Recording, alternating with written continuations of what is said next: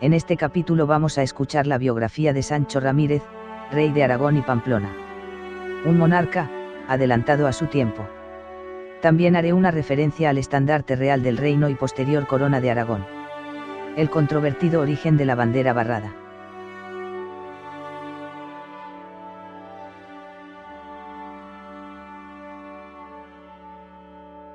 Sancho Ramírez y los problemas de la expansión de Aragón. El sucesor de Ramiro I, Sancho Ramírez, ya como Sancho I, era consciente de que el apoyo castellano a la taifa suponía un impedimento realmente serio a los proyectos de expansión aragoneses en el Valle del Ebro, lo que sumado a la competencia del Condado de Barcelona en el Pirineo y el Mediterráneo, podía conducir al aislamiento de Aragón con respecto a la empresa reconquistadora. En aquel momento, por su parte, el papado estaba desarrollando una profunda reforma. Uno de cuyos objetivos más notables era sacudir el control ejercido por los poderes laicos sobre la Iglesia, pero para ello, necesitaba que esos mismos poderes laicos se comprometieran a la defensa de esa independencia del Papa y la Iglesia. Esta buscará poderes emergentes, como son los condados de Castilla y Aragón, y más tarde el condado de Portugal, para que hicieran de contrapeso a poderes que, como los del emperador del Sacro Imperio, pretendían mantener dicho control.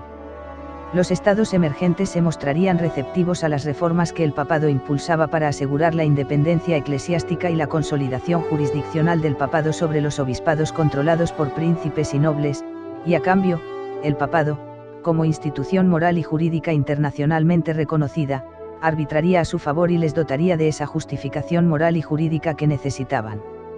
Dado que Sancho Ramírez no podía contrarrestar militarmente a Castilla, el aragonés recurrió al Papa para paralizar la ayuda castellana a Zaragoza. En 1063, el Papa Alejandro II llamará a los europeos a la cruzada en Aragón, hecho que ha pasado a la historia, por constituir la auténtica primera convocatoria de cruzada de la Edad Media, previa a la que daría lugar a las cruzadas del Oriente Medio. Efectivamente, y amparado en la bula de cruzada, un ejército franco-aragonés tomará Barbastro, 1064, plaza perdida en abril de 1065. Ese mismo año, Fernando I de Castilla, viendo que Aragón tomaba la iniciativa en el sureste, decide atacar a los musulmanes en dirección a Paterna, aunque tampoco logra consolidar su posición. En 1067, Navarra y Aragón deciden dar un paso más, a fin de forzar a Castilla a retirar la protección sobre Zaragoza. Sancho I de Aragón y Sancho IV de Navarra arremeterán contra Sancho II de Castilla, en lo que ha venido conociéndose como Guerra de los Tres Sanchos. Sancho Ramírez de Aragón derrotará a los castellanos en Viana, pero los musulmanes de Huesca, aliados al castellano por temer a los aragoneses, atacarán por el este al monarca aragonés, que se ve obligado a atender este frente. Sancho IV de Navarra, solo, se vio obligado entonces a negociar.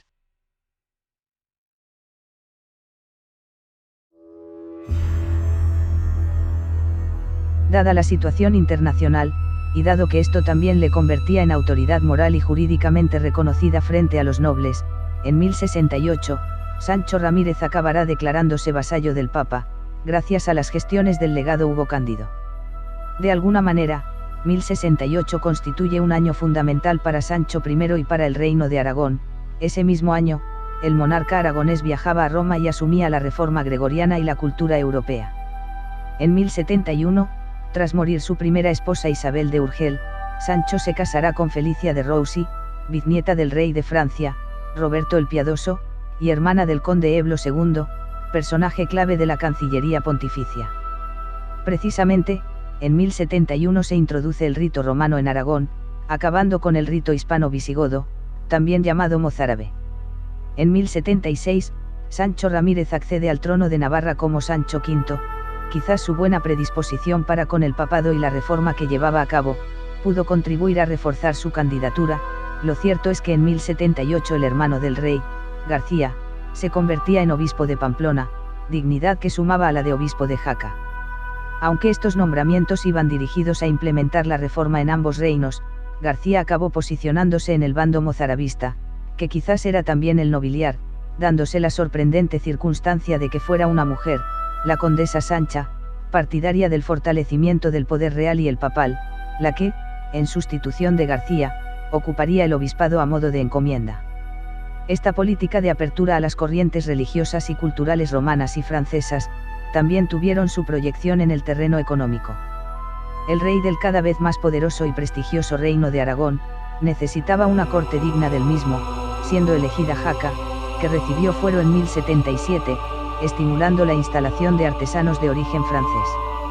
A esta medida habría que añadir la aplicación de exenciones fiscales para los peregrinos que, con el objeto de llegar a Santiago de Compostela, penetraran por Jaca y Pamplona, lo que estimularía la afluencia de centenares de consumidores y, con ello, el dinamismo comercial y económico.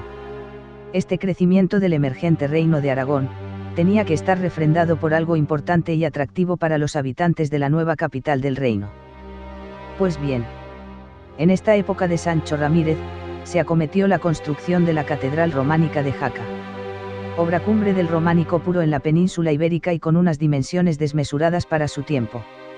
No debemos olvidar tampoco, que Aragón estaba experimentando un incremento de la producción agropecuaria, de excedentes y de población, lo que se traducía en consumidores y tributarios, como tampoco podemos olvidar que la toma de Barbastro y otras plazas musulmanas, y el cobro de parias, había procurado la circulación de metales preciosos que, monetarizados, contribuyeron a estimular el consumo y los intercambios comerciales.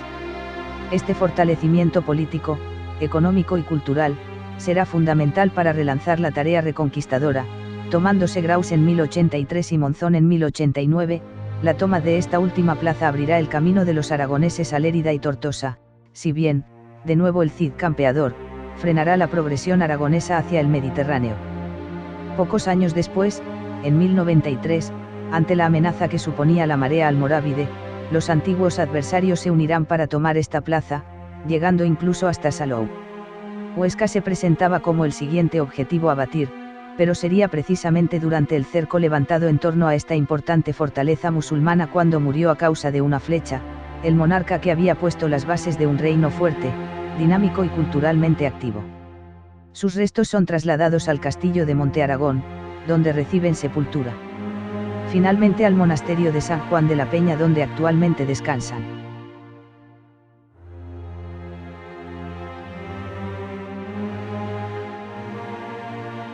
Matrimonios y descendencia de Sancho Ramírez. Se casó en primeras nupcias, posiblemente en el año 1062 o 1063, con Isabel de Urgel, hija del conde Ermengol III de Urgel, quien desaparece de la documentación aragonesa en 1068, posiblemente repudiada. De esta unión nació Pedro I Sánchez el Católico, hacia el 1068, rey de Pamplona y Aragón del 1094 al 1104. Se casó en segundas nupcias hacia el año 1071 con Felicia de Roucy, hija del conde Ilduino III de Roucy. De esta unión nacieron Fernando Sánchez de Aragón 1074 a 1071. Alfonso I Sánchez, el Batallador, 1073-1134, rey de Pamplona y Aragón 1104-1134. Ramiro II Sánchez, el monje, 1086-1157, rey de Aragón de 1134 a 1157.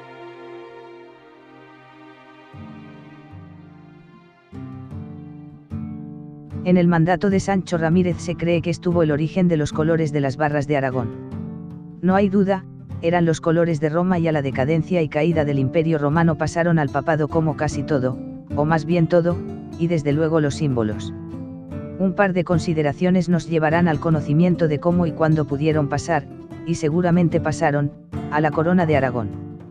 La segunda mitad del siglo XI marcó el apogeo del papado.